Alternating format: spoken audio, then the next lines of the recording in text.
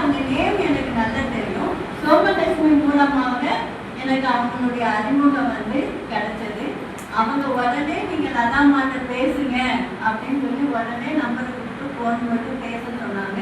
அவங்க எந்த மருந்துமே சொல்லலை, வரேம்மா அப்படின்னு சொல்லிட்டாங்க. முதல்ல மௌனத்துக்கு கூப்பிட்டோம், அந்த டேட் சரியா வரல. மனைவி நல வேட்புநாட்டு சொன்ன உடனே சரி வரோம் அப்படின்னு சொல்லிட்டாங்க. அதனால அவங்களே நம்ம மன்றம் சார்பாகவும் ஜானகிராம் ஐயா சார்பாகவும் வரவேற்கிறேன். இந்த நிகழ்வினை நடத்தி தருமாறு கேட்டுக்கொள்கிறேன். வாழ்க வளமுடன். வாழ்க வளமுடன். அனைவருக்கும் மாலை வணக்கங்களும் வாழ்த்துக்களும். கருத்தந்தை ஏதாத்திரி மகிழ்ச்சி அவர்களை சுருக்கமாக இந்த நிகழ்வை நடத்தி கொடுக்கும்படி பணி வந்துடன் வேண்டி வழங்கி வாழ்க வளமுடன். மனிதநல வேட்புநாள ஏன் கொண்டாடுவோம்னா லட்சுமியம்மா சொல்லிட்டாங்க. அன்னை லோகாம்பாளுடைய பிறந்த தினம், பெண்ணுக்கு சிறப்பு தரக்கூடிய தினமாக மனிதநல வேட்புநாள கொண்டாடுறோம்.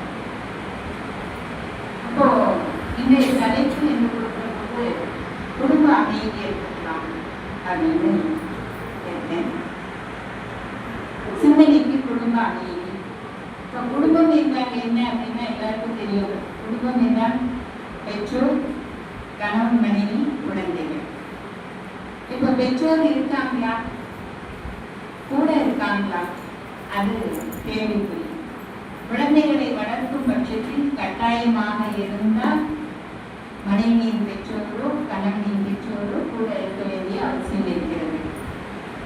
இல்லைன்னா அவங்க தனித்தனியா இருக்காங்க. அப்போ இப்போ குடும்பம் அப்படின்னு பார்த்தோன்னா யார் இருக்காங்கன்னா கணவன், மனைவி, குழந்தைகள் தான் இருக்காங்க. இப்போ இந்த கணவன், மனைவி, குழந்தைகளுக்குள்ள குடும்பம் என்றால் இது அப்படின்னா அமைதி என்றால் என்ன?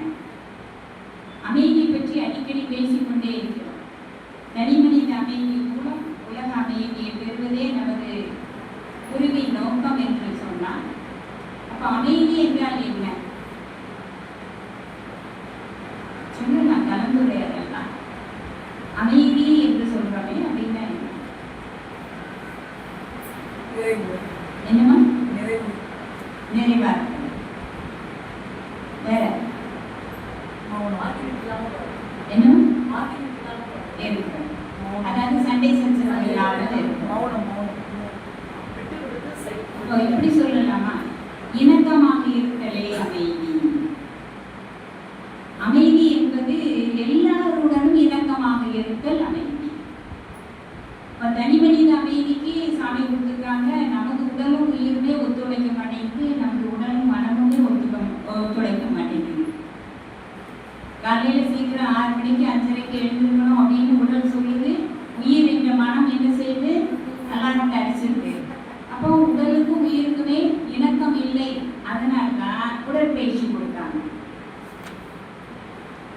உடற்பயிற்சி என்ன செய்யுது அப்படின்னு பார்த்தா ரத்த ஓட்டம், வெப்ப ஓட்டம், காற்றோட்டம், உயிரோட்டத்தை மட்டும் அது சரி செய்வதில்லை. உடற்பயிற்சி என்ன செய்யுது அப்படின்னு சொன்னா உடலுக்கும் அந்த மனதிற்கும் ஒரு இணக்கத்தை உண்டு பண்ணுகிறது.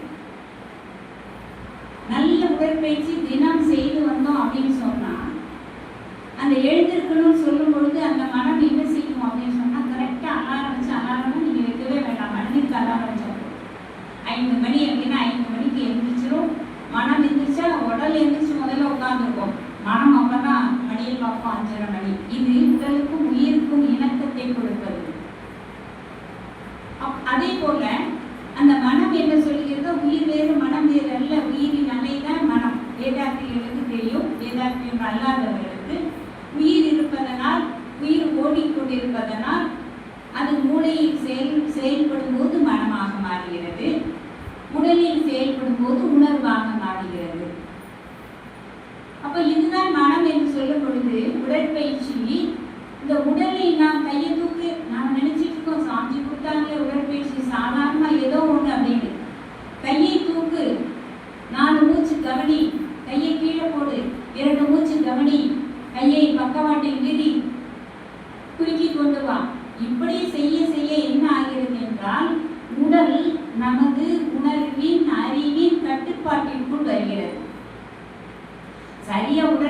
செய்தோம்னு சொன்னா 2 பஜ்ஜின்னா 2 பஜ்ஜி தான். அப்புறம் அந்த நாக்கு என்ன செய்யாது, வேண்டாம் சொல்லுவோம்.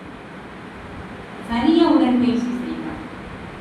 இல்லைன்னா உடல் என்ன செய்யும், நாக்கு கேட்டுட்டே இருக்கும், மனம் வேண்டான்னு சொல்லும், கையை எடுத்து கொடுக்கும், வாயில கழியும். அப்போ உடற்பயிற்சியில் இவ்வளோ வித்தியாசம் இருக்கா, இவ்வளோ விஷயம் இருக்கா? உடற்பயிற்சியில்னா அவ்வளோ விஷயம் இருக்குது. உடற்பயிற்சி என்பது வெறும் இரத்த ஓட்டம், வெப்ப ஓட்டம், காற்றோட்டம், உயிரோட்டத்தை மட்டும் சரி செய்வதல்ல, நமது உடலையும் மனதையும் நமது உடலையும் உயிரையும் இணக்கமாக வைப்பது. சரி, உடலுக்கு இணக்கம் வந்தாச்சு. அப்போ உயிருக்கும் அறிவுக்கும், அதாவது மனதிற்கும் அறிவுக்கும் வித்தியாசம் இருக்கிறதே. அது எப்படி மனதிற்கும் அறிவுக்கும் வித்தியாசம் இருக்கிறது? கேள்வி வரணும் இல்லை? அறிவு வேறு மனம் வேறாக சில சமயம் இருக்கிறது. அப்ப அறிவு என்றால் என்ன, மனம் என்றால் என்ன? மனம் என்பது உணர்ச்சி வயப்பட்ட நிலையில் இருப்பது மனம். அறிவு என்பது உணர்வு நிலையில் இருப்பது. உணர்வுக்கு உணர்ச்சிக்கு வித்தியாசம். உணர்ச்சி உடனே விளைவை எதிர்பாராது, விளைவை கணிக்காது செயல்படுவது உணர்ச்சி. உணர்வு என்பது விளைவை கணித்து செயல்படுவது உணர்வு. அதுவே அறிவு. அடிக்கடி கேட்கிறோம், அறிவு இருக்காங்க, கேட்கிறோமா இல்லையா? நம்மளையும் எல்லாரும் கேட்குறாங்க, அதுதானே? இப்பவும் கேட்குறாங்க. அது பேரம்பேத்திலாம் கூட கேட்குது, அறிவு இருக்காங்க. வாழ்க்கை துணை கேட்டால் விட்டுருவோமா என்ன? அது வேற விஷயம், அதெல்லாம் இப்போ பார்க்க போகிறோம்.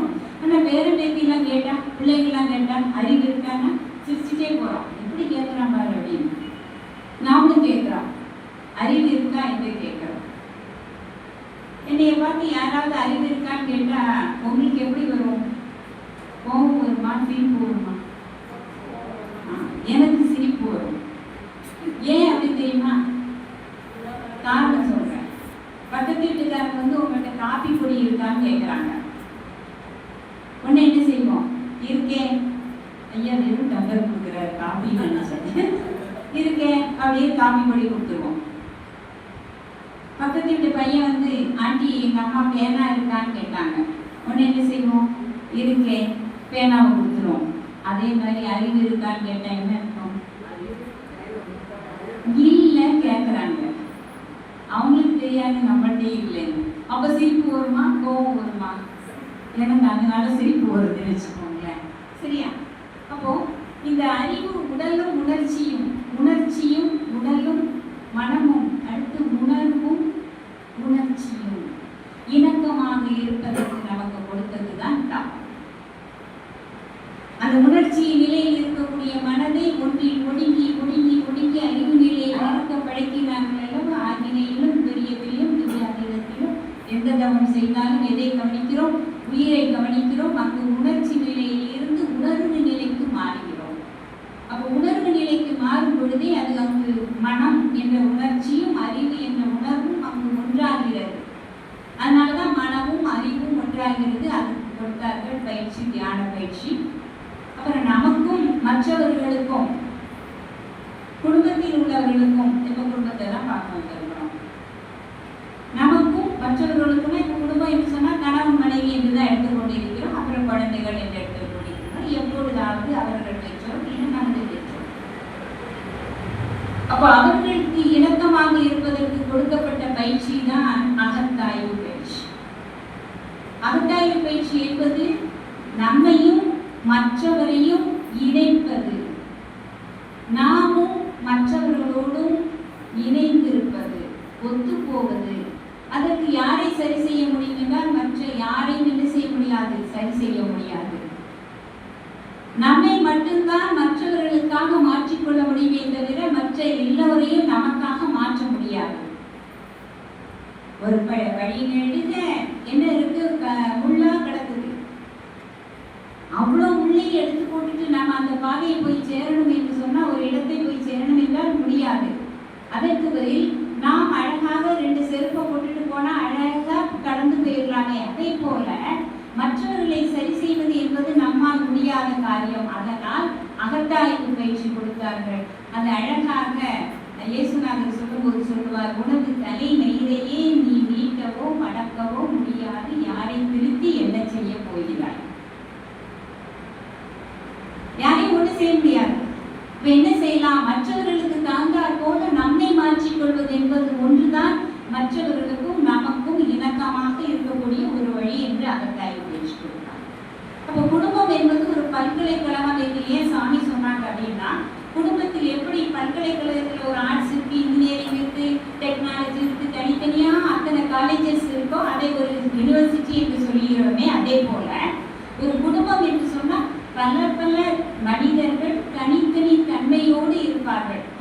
எல்லோரும் ஒரே மாதிரியாக இருந்தாலும் ஒரு மாதிரி அல்ல. அறிவொளி ஐயா அடிக்கடி குறிப்பிடுவாங்க, மனிதர்கள் எல்லோரும் ஒரே மாதிரி தான், ஆனா ஒரு மாதிரி அல்ல. அப்போ அப்படி பல தனித்தன்மையோடு இருக்கக்கூடிய அந்த உறுப்பினர்களை அந்த பல்கலைக்கழகத்தை எப்படி ஒன்று சேர்த்து நடத்துவது? அப்போ அமைதி என்றால் என்னன்னு தெரிந்துவிட்டது. எப்படி நடத்துவது, ஏன் நடத்துவது என்று சாமி சொல்றாங்க அப்படின்னு சொன்னா, சிக்கல் என்றாலே குடும்பங்களில் பலரால் வரக்கூடியதுதான் சிக்கல். நாம ஏற்படுத்திக் கொள்வது வேறு, பலரால் ஏற்படுத்திக் கொள்வது வரக்கூடியதுதான் சிக்கல் என்று சொல்லும் பொழுது, அந்த சிக்கலை எப்படி சரி செய்ய வேண்டும் என்று சாமி சொல்றாங்க. நமது நேர்மறை நடத்தைகளால், நமது நேர்மறை வார்த்தைகளால் அந்த சிக்கல்களை நாம் சரி செய்து கொள்ள வேண்டும். அதற்காக கொடுத்ததுதான் குடும்ப அமைதி. குடும்ப அமைதி என்பதை அப்படி ஏற்படுத்த வேண்டியதுதான்.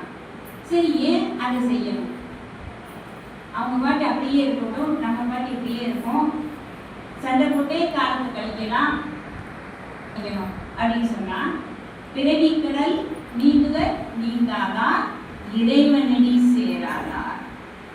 இந்த தவம் தவம்னு கற்றுக்கொண்டு இருக்கிறோமே, அந்த தவத்திற்கு மன அமைதி மிக முக்கியம். அந்த தவத்திற்கு குடும்ப அமைதி மிக முக்கியம். காலையில் இருந்து இரவு வரை சண்டை போட்டுக்கொண்டே இருந்தா அரை மணி நேரம் இல்லை 10 நிமிடம் கூட மனம் என்ன செய்யாது, தியானத்தில் இருக்கார். நமது தலைவர் அவர்கள் சொல்லுவாங்க, எஸ்கே ஐயா சொல்லுவாங்க, உன்னுடைய 23.5 மணி நேர வாழ்க்கை உனக்கு அரை மணி நேர தியானத்தை கொடுக்கும். அதுதான் உண்மை. அப்ப இறைவனடி சேராதார் என்று சொல்லும் பொழுது இறை உணர்வை பெற முடியாது, தவம் சரியாக சித்திக்காது. அதற்காகவே நாம் குடும்ப அமைதி என்ன செய்யணும், கடைபிடிக்க வேண்டும். அப்ப குடும்பம் என்று பார்த்துட்டோம்னா கணவன் மனைவி உறவு, இதுதான் இப்போ முக்கியமா இருந்துட்டு இருக்கு. அவங்க அம்மா அப்பாவும் இல்லை, நம்ம அம்மா அப்பாவும் இல்லை. இந்த 2 பேருக்கும் ஒத்து போகுதானா ஒத்தே போக மாட்டேங்குது. டைவர்ஸ் கேஸ் தான் நிறைய இருக்கு. மறு விவாக செய்யக்கூடிய இடத்துல புத்தகம் பார்த்தீங்கன்னா அவ்வளவு இருக்கு. ஒவ்வொரு ஜோதிடத்தையும் புக்காக போட்டு வச்சிருக்காங்க மறு விவாகம். என்ன காரணம்? எல்லாரும் ஜாதகம் பார்த்து தானே கல்யாணம் பண்ணணும். எத்தனை பொருத்தம் இருந்தது? அது பொய் சொல்லிட்டாங்க. 8 பொருத்தம் 10 பொருத்தம் பொய் சொல்லி என்ன பண்ணிட்டாங்க, கல்யாணம் பண்ணி வச்சுட்டாங்க. அப்படிதானே நினைச்சிட்டு இருக்கோம். எத்தனை ஜோதிடரை தூக்கிட்டு ஜாதகத்தை தூக்கிட்டு போய் பார்த்து அலைஞ்சு ஜாதகம் பார்த்து கல்யாணம் பண்ணி வச்சோம். ஏன் அது பொருந்தவில்லை? பாண்டிச்சேரி அன்னை சொல்லுவாங்க, இத்தனை பொருத்தங்களை பார்த்து அலைந்து தேடி அந்த திருமணத்தை நடத்தி வைக்கும் மனிதர்களே, உங்கள் ஆண் குழந்தைகளுக்கும் பெண் குழந்தைகளுக்கும் விட்டு கொடுத்து வாழ்வது எப்படி என்று கற்றுக் கொடுங்கள். ஜாதகமே தேவையில்லை, தூக்கி வீசிட்டு போயிட்டே இருக்கலாம். செய்யணுமானா இனி நம்ம செய்து கொண்டு இருக்கிறோம். இன்னைக்கு வர யங்ஸ்டர்ஸை பார்த்தா சந்தோஷமா இருக்கு. அவங்க குழந்தைகளை அவங்க அப்படிதான் வளர்க்க போறாங்க. சரியா? அப்ப ஏன் இது ஒத்து போகல, அன்னைக்கு ஒத்து போச்சு, இப்ப ஏன் ஒத்து போகல அப்படின்னு சொன்னா, சாமிஜி சொல்றாங்க, கணவன் என்பதும் மனைவி என்பதும் யார் என்பதை முதலில் தெரிந்து கொள்ளுங்கள். ஏதோ அந்த ஜோதிடர் சேர்த்து வச்சுட்டாங்க, இந்த ஜோதிடர் சேர்த்து வச்சுட்டாங்க, எங்க மாமா வந்து கெடுத்தாரு, எங்க சித்தப்பா கெடுத்தாரு அப்படின்னு சொல்லிட்டுலாம் இருக்க வேண்டாம். அம்மா அப்பாவே தரகர்கள் தான்.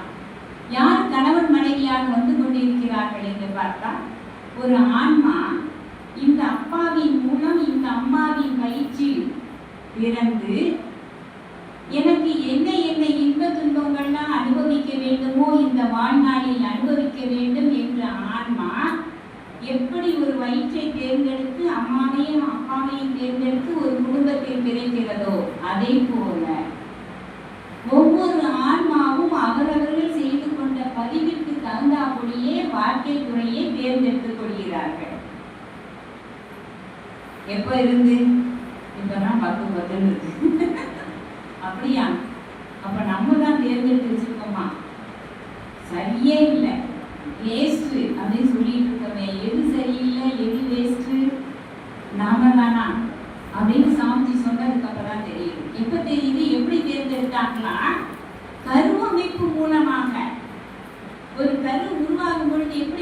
நடக்குது என்று சாமி சொல்றாங்க.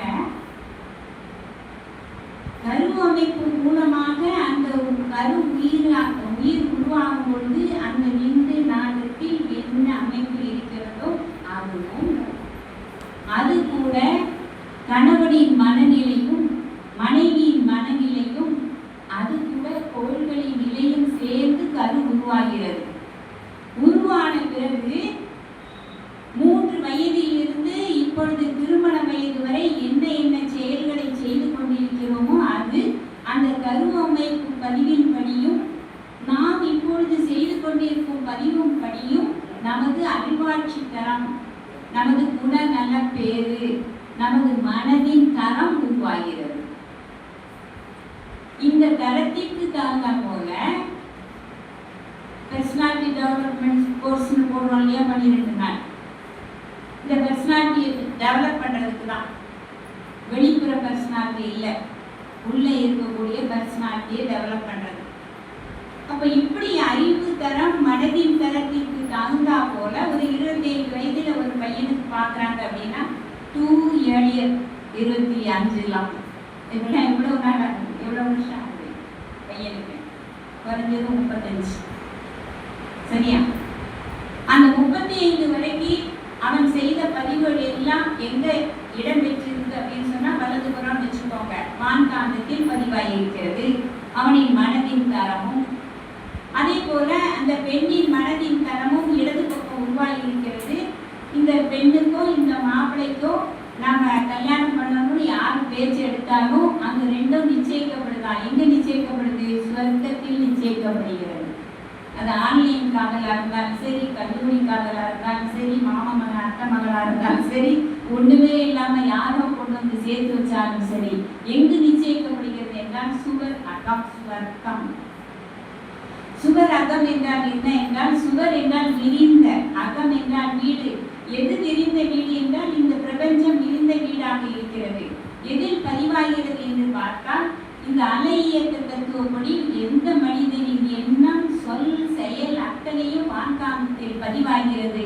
அது பதிவானது பிரதிபலிக்கிறது, ஊடுருது, சிதறுது, அது வேற விஷயம். ஆனா அந்த பதிவானது இரண்டும் சேர்ந்து அதனாலதான் அந்த சொர்க்கத்தில் கல்யாணம் நிச்சயிக்கப்படுதுன்னு சொல்றாங்க. இப்ப இது யார் மேல தப்பு? தரகர் மேல இல்ல, அம்மா அப்பா மேல இல்ல, நீதானே பார்த்து கல்யாணம் பண்ணிருச்ச. யாரையோ சொல்லலாமா? அங்க சேர்ந்தாச்சு, நம்ம 2 பேருக்கு இதுதான் அப்படி சொல்லு. அதனாலதான் அன்னைக்கு பார்த்த உடனே பிடிச்சி போச்சு. அதுக்கப்புறம் தானே கருப்பு தெரியுது, சோப்பு தெரியுது, பல்லு தெரியுது, தலைமுடி தெரியுது, ஹைட்டு தெரியுது, வெயிட் தெரியுது, குட்டை தெரியுது, நெட்டை தெரியுது. ஒன்று தெரியலையா? அன்னைக்கு தெரிஞ்சுதா என்ன? எனக்கு தெரியல, உங்களுக்குலாம் தெரிஞ்சுதா என்ன? தெரியும். ஏன்னா அங்க பிடிச்சு போச்சு, அங்க சேர்ந்து போச்சு. பார்த்த உடனே நமக்கு பிடிச்சு போச்சு.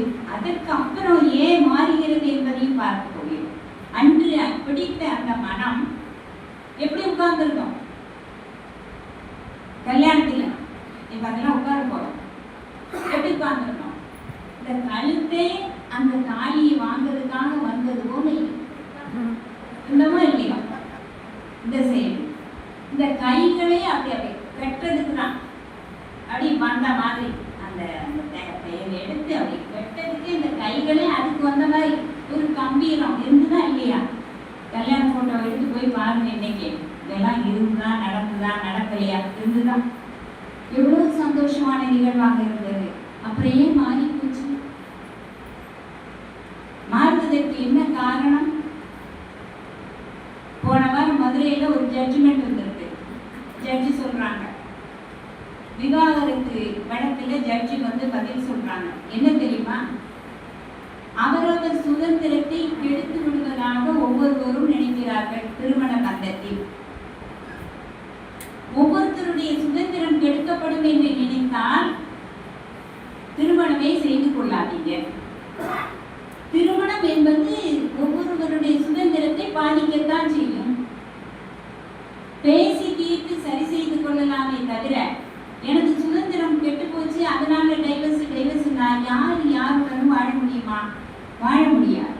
சரி, எல்லாருமே நம்முடைய கட்டுக்கோப்பை இல்லாம இந்த நாட்டுல ஒவ்வொருத்தரும் தனது சுதந்திரத்திற்கு தகுந்தா போல நான் என்னுடைய எண்ணம் சொல் செயலை நடத்தி கொள்வேன். என்னை யாருமே கட்டுப்படுத்த முடியாது. நான் இந்த சமுதாயம் எந்த கட்டுக்கோப்பில் வாழும்? சமுதாயத்துக்கு என்று ஒரு கட்டுக்கோப்பு இருக்கா? இந்தியாவுக்கு என்று ஒரு கலாச்சாரம் இருக்கா? தமிழ்நாட்டுக்கு என்று ஒரு கலாச்சாரம் இருக்கா? திருநெல்வேலிக்கு என்று ஒரு கலாச்சாரம் இருக்கா? இதெல்லாம் இருக்குமா இருக்காதா? கண்டிப்பாக இருக்காது. அப்போ சுதந்திரம் பறிபோது என்று நினைக்காதீர்கள். எல்லாரும் சுதந்திரத்தோடு வாழணும் என்று நினைத்தால் கட்டுக்கோப்பு என்பது இருக்காது. குடும்பம் என்பது கட்டுக்கோப்பானது. கணவன் மனைவி உறவு என்பது கட்டுக்கோப்பானது. அந்த உறவு தான் நல்ல குழந்தைகளை, நல்ல சமுதாயத்தை கொடுக்க முடியும். சாமிஜி இன்னும் அழகாக சொல்றாங்க. இது சைக்காலஜி என்ன சொல்றாங்க அப்படின்னு சொன்னா, அந்த குடும்பத்தில அவரவர்கள் வாழ்க்கை துணையை மனம் வருந்த செய்தார். இந்த 2 பேரும் அவரவர் வாழ்க்கை துணையை மனம் வருந்த செய்தால் தற்காலிக பிரிவாக நோய்களாம் சாபம் வந்து சேரும். அப்ப யார் வீட்டுல ஓயாம நோய் சொல்லிட்டே இருக்காங்கன்னா என்ன அர்த்தம் தெரியுமா? அங்க கருத்து வேறுபாடு இருக்குன்னு அர்த்தம். என்னடா வாழ்க்கை, இது கூட எவ்வளவு நாளா வாழ முடியும், தாங்கவே முடியல. இந்த நினைப்பு என்ன ஆகும் என்றால் தற்காலிக பிரிவை ஏற்படுத்தி கொடுக்கும். நிச்சயமாக நோய்கள் வந்து சேரும். இது சைக்காலஜி. இதற்கு நம்முடைய தற்காலிக பிரிவு நிரந்தர பிரிவாக மாறி இது கூட வாழவே முடியாது நினைச்சிட்டு இருந்தா சட்டுன்னு போயிட வேண்டியதுதான். சரியா? ஏன்னா அலை இயக்க தத்துவப்படி எண்ணம் என்பது மோதும், பிரதிபலிக்கும், செயல்படுத்தும். இதற்கு காந்திஜியுடைய அருமையான சுயசரித்திரத்தில் ஒரு அருமையான விளக்கம் இருக்கிறது. திருமணம் ஆனவுடன் கணவனுக்கும் மனைவிக்கும் நம்ம இப்ப பார்த்தோம். அன்னைக்கு பார்த்த உடனே அப்படி பிடிச்சதே கல்யாண நாள் அன்னைக்கு அவ்வளவு சந்தோஷமா இருந்தமே. அந்த சந்தோஷம்லாம் எங்க போச்சு? தொலைந்து போச்சே ஏங்கிற காரணத்தை பார்த்துட்டு இருக்கோம். திருமணம் ஆன புதிதில் 40 வயது வரை ஏற்படும் காதல் உடல் காதல். அந்த காதலை 3 விதமாக பிரிக்கலாம். அது உடல் காதல். அந்த 40 to 60 வயது வரை வரக்கூடிய காதல் மனோ காதல். 40 வயதுக்கு மேல நமக்கு தெரிஞ்சிரும், செக்ஷுவல் ஃப்ளூயிட் குறைஞ்சிரும், காயக்கல்பத்தில் எடுத்திருக்கிறோம், படிச்சிருக்கிறோம், இயல்பாகவே அதை அந்த நாட்டம் குறைய ஆரம்பிக்கும். 40 to 60 வயது வரை என்ன நடக்கும்னா, நமது குழந்தைகள் அந்த ஸ்கூல் எண்டில் இருப்பாங்க, இல்ல காலேஜில் இருப்பாங்க. அவங்களால என்ன செய்யும்? நமக்கு பிரச்சனைகள் வந்து கொண்டு இருக்கும். அப்போ கணவனும் மனைவியும் சேர்ந்து இந்த பிரச்சனையை நாம எப்படி சரி செய்து கொள்ளலாம்? கவலைப்பட வேண்டாம், நாம 2 பேரும் சாதிச்சிடலாம், முடியும். நம்மளால முடியாதுன்னு கிடையாது. யார் பேசுவாங்க? இந்த கணவனும் மனைவியும் பேசி அங்கு ஏற்படக்கூடியது மனோக்காதல். 40 to 60 வயது வரை, 60 வயதிலிருந்து இறப்பு வரை இருப்பது ஆன்மக்காதல். அங்கு உடல் தேவை கிடையாது, உடல் காதல் முடிஞ்சு போச்சு, மன தேவை கிடையாது. 60 வயதுக்கு பிறகு எல்லாருமே ஒரு மாதிரி செட்டில்மெண்ட்டுக்கு வந்துடுவோம். செட்டில்மெண்ட் வரலைனாலும் இதுதான் விதி, இப்படிதான் வாழ்ந்துட்டு போவோம் அப்படின்னு ஒரு மனநிலைக்கு வந்துடுவோம். அந்த அம்மா அழகாக தலையாட்டுறாங்க. 60-65 இதுக்கெல்லாம் கவலைப்பட ஆதி கிடையாது. இதுதான் விதி போல இருக்கு. நம்மளும் என்னெல்லாமோ முயற்சி பண்ணிட்டோம். அங்க நமக்கு பிரச்சனை எல்லாம் அங்கதான். யாராவது பிரச்சனையை சொன்னா, அப்படியா பார்த்துக்கோ, இதெல்லாம் எங்களுக்கும் வந்தது, கொஞ்சம் விட்டு போயிடுறேன், சரியா போச்சு. அதுக்கப்புறம் அந்த பிரச்சனையை தலையில தூக்கிக்காம அலைய போறது இல்லை. அடுத்த நிமிஷம் நமக்கு சாப்பாடு என்னவோ அதை சாப்பிட தூக்கி போயிடும். இதுதான் உண்மை. இது ஆன்ம காதல் என்பது அந்த இடத்துல பிரச்சனை கிடையாது, உடல் காதல் கிடையாது, மனோ காதல் கிடையாது. இந்த ஆன்மா அன்று என்னை நம்பி வந்ததே, இதை நான் கைப்பிடித்தேனே. இந்த ஆன்மா இருக்கும் வரை, நான் இறந்த பிறகு இந்த ஆன்மாவின் நிலை என்ன? அந்த ஆன்மா உடலுக்குள் சிக்கி இருக்குதே, அந்த உடலுக்கு முடியாம போனா யாரு பார்த்துக்குவா? அந்த மனசுக்கு முடியாம போனா யாரு பார்த்துக்குவா? நான் இருக்கிறது ஒரு சப்போர்ட்டா இருக்குதே. அம்மா இருப்பது அப்பாவுக்கு சப்போர்ட், அப்பா இருப்பது அம்மாவுக்கு சப்போர்ட். யாரையும் குறை சொல்ல முடியாது. யாராவது ஒருவர் பிரிந்து விட்டால் அந்த நிலை தலைகீழாக மாறுகிறது. அது பேர் தான் ஆன்ம காதல். இதையெல்லாம் நினைத்து எத்தனை காலம் 2 பேரும் சேர்ந்து இருக்க போறோம், அத்தனை காலம் நாம 2 பேரும் சேர்ந்து இருக்கணுமே. அதற்கப்புறம் இந்த பிரிவு வந்தால் என்ன நிகழுமோ தவிப்பு வருகிறது அல்லவா, அந்த தவிப்பு தான் ஆன்ம காதல். இப்போ வாழ்ந்தால் இப்படி வாழணும், வாழ்க்கை என்பது இப்படிதான் இருக்க வேண்டும். வேற எப்படியும் மனமோனபடி வாழ்வது என்பது, அதுக்கு இந்த கணவன் மனைவி உறவு என்பது வரவில்லை. இது காந்திஜியோட சரித்திரத்தில் அவர் கொடுத்திருப்பாரு, அழகாக கொடுத்திருப்பார். என்ன அப்படின்னு சொன்னா, கஸ்தூரிபா அம்மாவுக்கு உடம்பு சரியில்லாம போகுது, ரொம்ப உடம்பு சரியில்லை. அப்போ அந்த காலத்துல வைத்தியரை கூப்பிடுறாங்க. வைத்தியரை கூப்பிட்டு பார்க்குற போது ஒன்றும் இல்லை, ஒரு பெரிய பிரச்சனை இல்லை, புரோட்டீன் இவங்களுக்கு அதிகமாக இருக்கு, அதனால புரதச்சத்து இருக்கக்கூடிய உணவுகளை தவிர்த்து விடுவது நல்லது, உணவுலேயே சரி செய்து கொள்ளலாம். அப்போ புரோட்டீன் என்று சொன்னால் பருப்பு வகைகள், சைவர்களுக்கு பருப்பு வகைகள் இல்லைன்னு சொன்னா அதுக்கு அந்தல். அப்போ பருப்பு வகைகளை சாப்பிடக்கூடாது, சாப்பிடாம இருந்தால் இவங்களுக்கு சரியா போயிடும்னு சொல்லும் பொழுது காந்திஜி வந்து கஸ்தூரிபாட்ட பேசியிருக்காங்க. வைத்தியர் போனதுக்கு பிறகு ஒன்றும் பிரச்சனை இல்லை, ஒரு வருட காலம் சொல்லியிருக்காரா, ஒரு வருட காலம் அந்த பருப்பெல்லாம் சாப்பிடாம விட்டுட்டா சரியாயிரும்ட்டாங்க அப்படின்னு சொல்லும் பொழுது கஸ்தூரிபாவும் காந்திஜியும் மிகவும் அந்நியோன்யமான தம்பதிகள் நமக்கு தெரியும். ஆனா அந்த நேரத்துல என்ன ஒரு மன உணர்வு இருந்ததோ தெரியல. கஸ்தூரிபா அவர்கள் சொன்னாங்கன்னா, உங்களால முடியுமா, ஈஸியா எனக்கு வந்து சொல்ல வேண்டியீங்களே, நம்ம இப்படிதான் பேசுவோம், உங்களால முடியுமா அப்படின்னு கேட்டுருக்காங்க. காந்திஜி பதிலே சொல்லலையா, சரின்னு போயிட்டாங்க. ஆனால் காந்திஜியும் பருப்பு வகைகளை சாப்பிடவில்லை. அது சாப்பிடலை அப்படின்னு சொல்லும் பொழுது ஒரு வாரத்திலேயே கஸ்தூரிபா அவர்களுக்கு தெரிஞ்சிச்சு, நீங்களும் சாப்பிட்றதில்லையே, இல்லை வேண்டாம், நீ என்னைக்கு சாப்பிட்றியோ அன்னைக்கு நானும் சாப்பிட்டுக்கிறேனே, ரொம்ப சாந்தமாக சொல்லியிருக்காங்க. அப்படி சொல்லும் பொழுது ஒரு வருட காலம் நோய் தீரும் என்று கணிப்பு இருந்தது வைத்தியர்னால. ஆனா 6 மாத காலத்தில் நோய் சரியாயிடுச்சு. என்ன காரணம் சொல்லுங்க. நமக்காக அந்த ஆன்மாவும் இருக்கிறதே இப்படி நினைச்சது, அந்த ஆன்ம காதல சொல்ல வர. அந்த ஆன்மாவும் தன்னுடைய சுவையை எல்லாத்தையும் விட்டுட்டு நமக்காக இருக்கிறதே அப்படின்னு நினைக்கும் பொழுது, நான் சீக்கிரம் சரியாகணும் என்ற ஒரு உணர்வு அங்கு ஒரு வருடத்தில் சரியானது, 6 மாதத்தில் சரி செய்தது. இது கணவரின் அளவற்ற அன்பு என்று எடுத்துக்கொள்ளலாம். இது கணவரின் அளவற்ற அன்பு புத்தகத்துல பார்த்து படிச்சு தெரிந்து கொள்றோம். நாங்க இலங்கைக்கு போய் ஒரு மாத காலம் சர்வீஸ் பண்ண போயிருந்தேன். அங்க மாத்தளை என்ற ஒரு ஊருக்கு போயிருந்தோம். அந்த மாத்தளை இந்த ஊர்ல ஒரு டீச்சர் வருவாங்க, கிளாஸ் நடக்கும்போதெல்லாம் அவங்க உட்காருவாங்க, இடையிலே காணாம போயிடுவாங்க, பக்கத்துல அவங்க வீடு. அதுக்கப்புறம் ஒரு வார காலம் பயிற்சி முடிச்சுட்டு இடையில காணாம போயிடுவாங்க. கடைசி நாள் வரும்பொழுது அம்மா எல்லாம் நாங்கள் பேக் பண்ணிட்டோம், வாரம் ஒரு ஊராக நாங்கள் எங்கள் கணவருமா போயிருந்தோம் பயிற்சி கொடுப்பதற்கு. அப்போ பேக் பண்ணுற நேரம் வந்துருச்சு. வரும்பொழுது அம்மா எங்கள் வீடு பக்கத்தில் தான், எங்கள் வீட்டுக்கு வந்துட்டு போறீங்களா? நாங்கள் அம்மா நேரம் ஆயிடுச்சு, பஸ்ஸுக்கு நேரம் ஆகுது. இல்லை, எங்கள் கணவர் 10 வருட காலமாக படுக்கையாக இருக்கிறாங்க, அவங்கள மட்டும் நீங்கள் வந்து பார்த்துட்டு ஒரு வாழ்த்து சொல்லிட்டு போங்களேன். நான் சரின்னு கிளம்பி அவங்க வீட்டுக்கு போனதுக்கப்புறம் தெரியுது, 10 வருட காலமாக ஒரு சத்தம் மட்டும் வரும், ஒரு சத்தம் மட்டும் வரும், வேற ஒன்றும் கிடையாது. படுக்கையில நர்ஸ் போட்டு பார்த்துட்டு இருக்கிறாங்க. இவங்க அதனாலதான் கிளாஸ் நடக்கும்போது அடிக்கடி அவங்களுடைய பணிவடை சரியா இருக்கான்னு பார்க்கறதுக்காக அந்த டீச்சர் போயிருந்துருக்காங்க. நாங்க போன உடனே என்ன சொன்னாங்க, இவங்க இந்தியாவிலேருந்து வந்திருக்கிறாங்க, இலங்கைக்கு வந்திருக்கிறாங்க, உங்க உடல் சரியாயிடும் அப்படின்னு ஒரு சட்டம் வருது. இலங்கையில பயிற்சி கொடுத்துட்டு இருக்காங்க, ஒரு சட்டம்.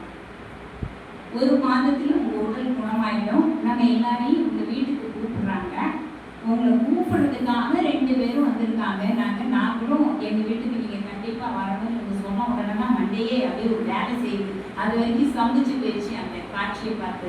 அப்படி வாங்கன்னு சொல்லிட்டு வெளியே வந்ததுக்கு அப்புறம் அந்த அம்மா சொன்னாங்க, 10 வருட காலமாக இப்படி இருக்கிறாங்க, வெறும் தண்ணி மட்டும்தான் போகும். ஆனா டாக்டர் என்ன சொன்னார் அப்படின்னு சொன்னா, நீங்கள் எது பேசினாலும் அவர்கள் காதில் விடும், இதயத்தில் விடும், மூளையில் விடும்.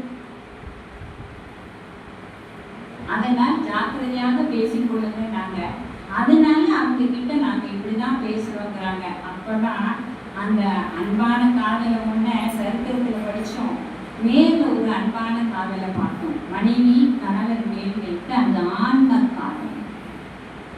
அந்த வயதிற்கு அப்புறமும் அந்த சொல் கூட அந்த இதயத்தில் பாதித்திடக்கூடாது, அந்த மூளையை தாக்குமே, இதயத்தை தாக்குமே என்ற எண்ணம் அந்த மனைவிக்கு எப்பேற்பட்ட ஒரு அன்பை இருந்திருந்தா, அன்பு இருந்திருந்தா அது கொடுக்க முடியும். அப்போ இந்த அளவு இந்த உறவின் புனிதத்தை நாம் தெரிந்து கொள்ள வேண்டும் என்பதற்காகத்தான் சாமிஜி இப்படி சொல்லியிருக்காங்க. என்ன சொல்லியிருக்காங்க அப்படின்னு சொன்னா, உங்களுடைய வினைப்பதிவு, நாம ஏன் பிறந்தாங்க நாம ஏன் பிறந்திருக்கோங்க? என்னமா? வினைப்பதிவே வேகம் கண்டாய் திருமூலர் சொல்லிட்டார்.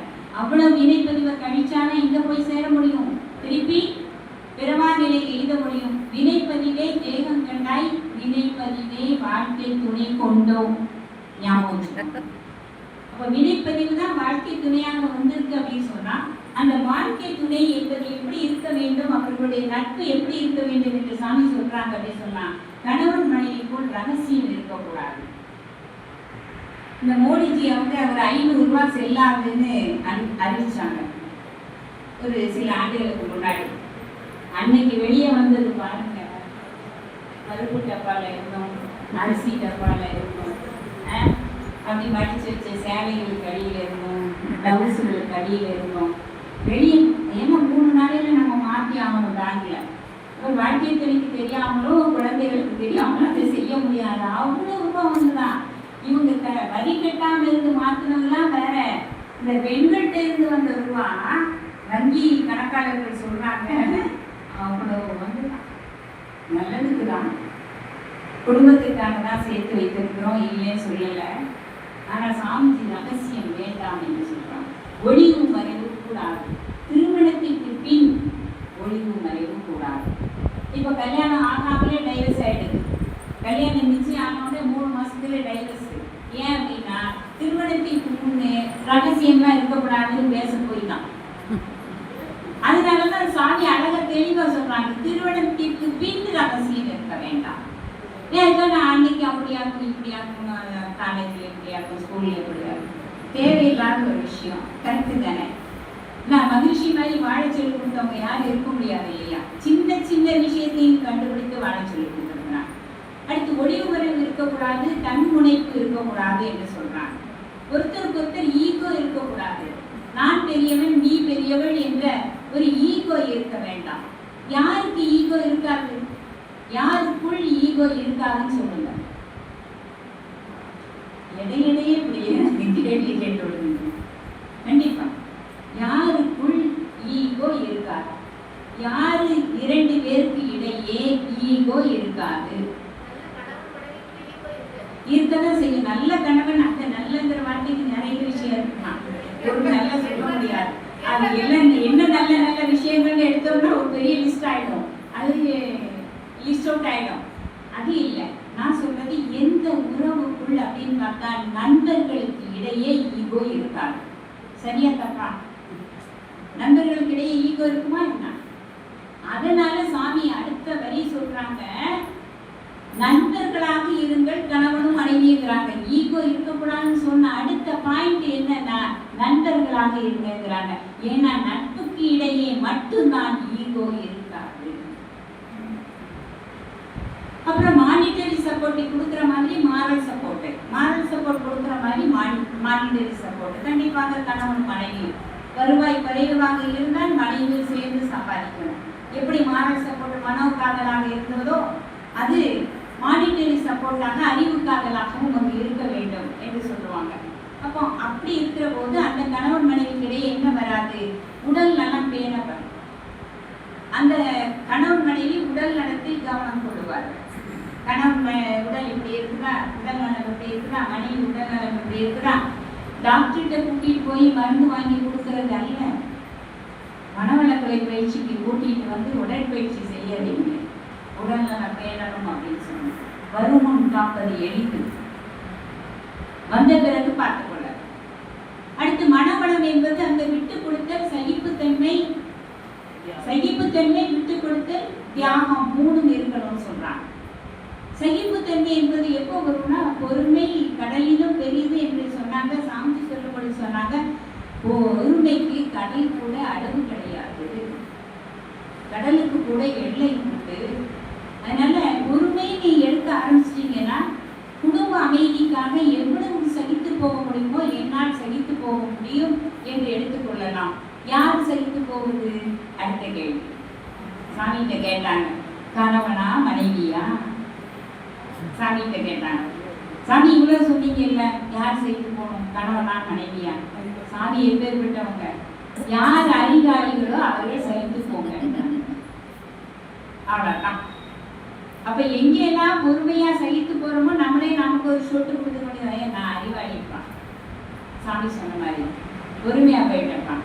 ஏன்னா 2 கம்பி கொக்கி இப்படி நீட்டி இருக்குது அப்படின்னு சொன்னா விடுபடவே முடியல அப்படின்னு சொன்னா ஒரு கம்பியை நீட்டி வெளியே வந்தாதான் விடுபட முடியும் என்றால் நீட்டுவது வேதாத்திரியர்களாக இருக்க வேண்டும். அது கணவனோ மனைவியோ.